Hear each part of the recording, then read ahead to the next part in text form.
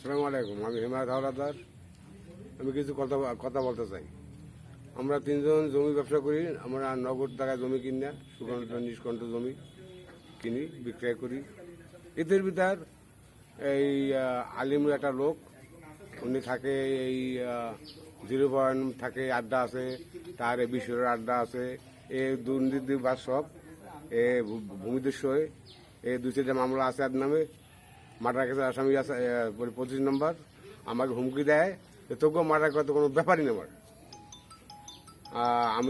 আমরা আমার লগে জড়িত ছিল। আমি ভয়তে আরে ভাগে নিলাম। 80,000 টাকা নিল।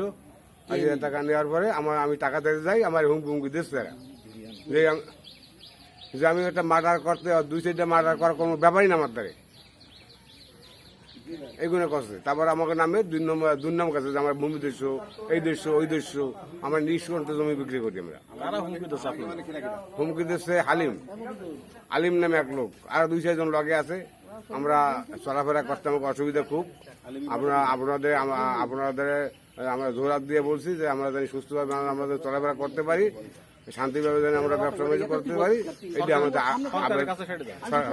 সরকারের কাছে আমরা সেটা দাবি যে আমরা সুস্থ ব্যবসা করতে পারি বা আমরা খুব সুস্থ মতো আত্মীয় করতে পারি। আমরা এইটা আমরা সরকারের কাছে আকুল আবেদন।